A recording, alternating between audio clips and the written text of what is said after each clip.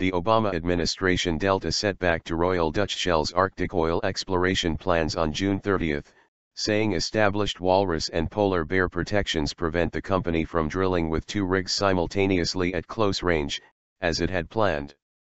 The U.S. Fish and Wildlife Service issued Shell a permit which emphasized that under 2013 federal wildlife protections, companies must maintain a 15-mile, 24 km, buffer between 2 rigs drilling simultaneously. The rule is meant to protect populations of animals sensitive to sounds and activities of drilling. Walruses have been known to plunge off rocks into the sea during drilling, putting some at risk.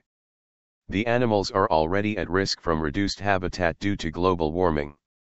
Drilling with only 1 rig at a time would slow Shell's drilling progress, but by how much was unclear. Shell, which has invested about $7 billion in its Arctic exploration over several years, is evaluating the permit and will continue to pursue its drilling plan, spokesman Curtis Smith said.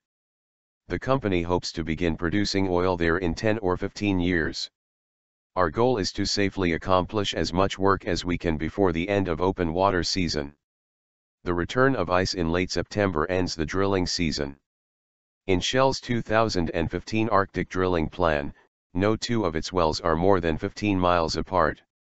2 of the wells it had been planning to drill in the Chukchi Sea off Alaska are about 9 miles, 14 kilometers, apart. The move by the federal government came the same day that Shell began to send the Noble Discoverer, the second of 2 drilling rigs, up to Alaska from the Seattle area, for drilling starting in late July. Shell was hoping to return to Arctic drilling for the first time since its mishap-plagued 2012 season. Last week, green groups had said the wildlife rules could hamper Shell's drilling season.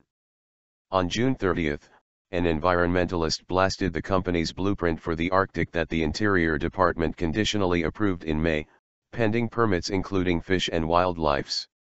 Shell's whole drilling plan is premised on a plan that is unlawful from the start, said Eric Grave, a lawyer at Earth Justice in Anchorage.